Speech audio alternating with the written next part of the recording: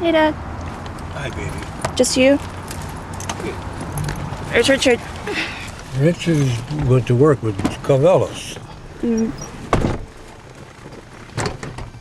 So I'm recording our trip home.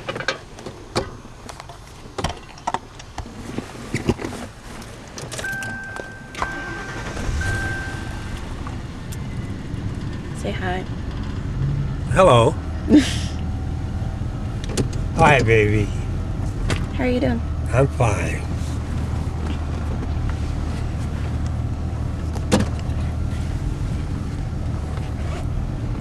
So I just kind of wanted you to go past our usual stuff and just tell your usual stories.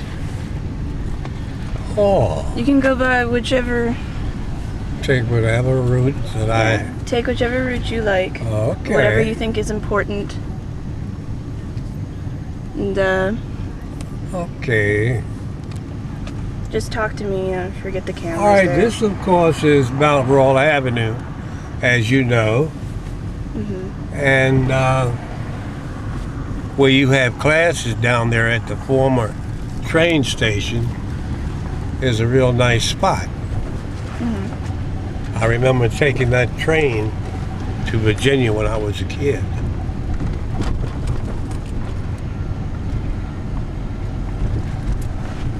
And this also is a spot too.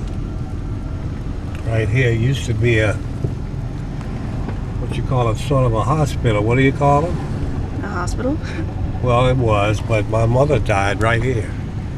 In this area where you have your cafeteria. When was that?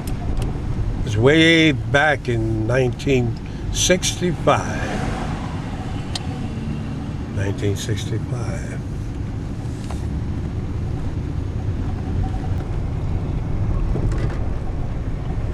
This is my junior high school. I hated this place.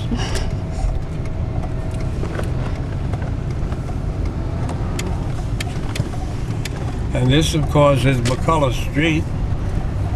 McCullough Street obviously was named after the McCullough in the famous Supreme Court case, McCullough versus Madison.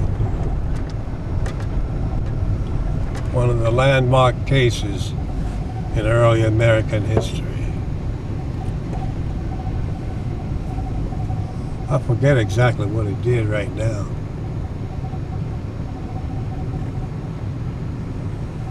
But it was a landmark case that set a lot of precedents.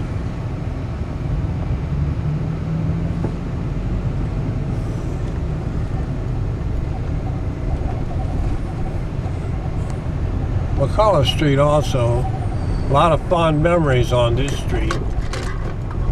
To your left, there's this old store front. It's boarded up now, I guess. The Boost Mobile place? The Boost. That used to be the name of the famous McCullough Delicatessen, where teenagers used to gather on the weekends to the wee hours of the morning. We'd gather there and everybody would pass through McCullough once that night. They had the best hot dogs in town. Also, I used to enjoy their, what was it? The B-52? The B-29. B-29. The B-29, which was wings, greens, and potato salad. Hot dog. Wings, greens, potato salad. What was the name of the place? McCullough Delicatessen. Approaching North Avenue. North Avenue, of course, at one time was the furthest extent of the city of Baltimore. Hence the name North Avenue.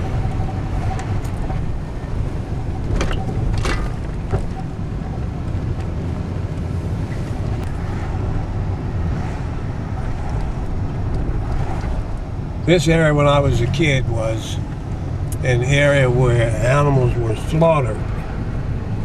Throughout these two streets, there's still. This was home of the slaughterhouses.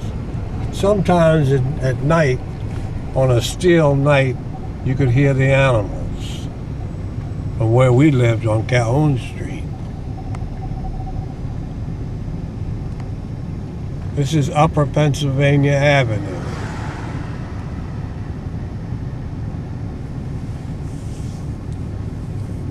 This was what we call the Strip when I was a kid. You could hear music from one end of this street to the other. Mainly blues. Mainly blues.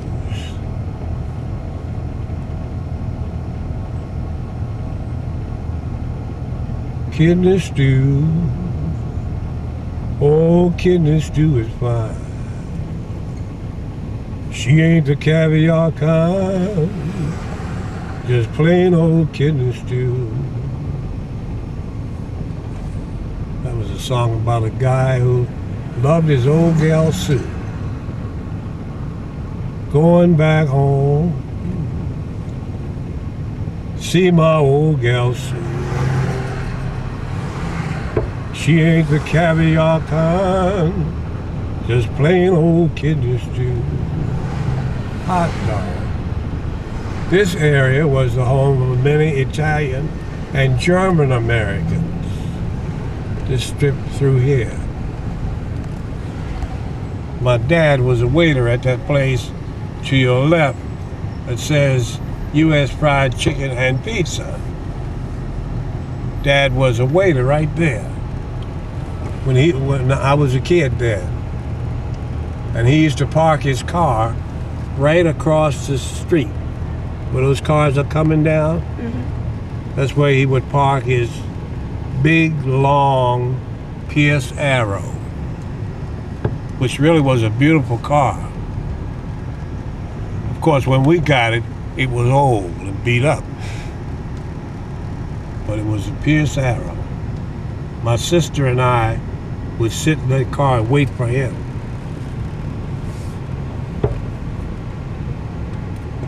They used to have brewing meetings on the second floor of that building. They were meetings for members of the Nazi Party. The German Nazi Party Yeah, I know. in America, right there.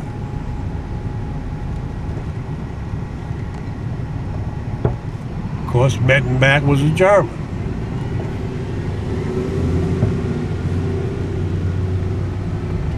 The guy who owned the restaurant. Huh? The guy who owned the restaurant? Yeah.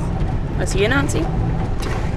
Evidently, if he wasn't a Nazi, he was sympathetic to their cause. Or maybe he was just making money. But I tend to believe that he was sympathetic to the Nazi cause. What was he like? I never met him. My father probably introduced us when we were children. I don't remember him now. I don't remember Mettenbach.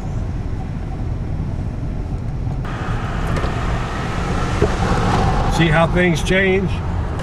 You live in a place long enough, you can understand and you can see that many changes have been made to where you live. And most of the changes, I would say, are for the best.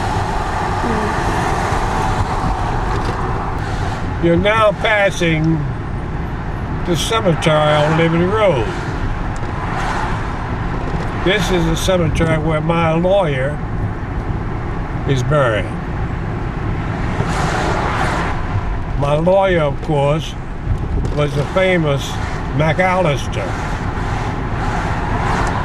McAllister was murdered. And to this day, they don't know who did the dirty deed. To this day, they don't know. How did it happen? They don't know. He disappeared one day after he at eventide. He disappeared, and no one. They didn't see him for 2 weeks, and that's when they found him in a field somewhere in this county, Baltimore County. They never did find out who murdered him. He was a great lawyer. He saved me a lot of money.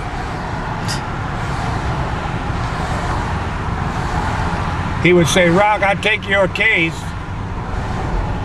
because I like you, because you don't have any money. But he liked my family too, and they were crazy about him. Especially Joe's kids. They were crazy about McAllister. See you later, alligator.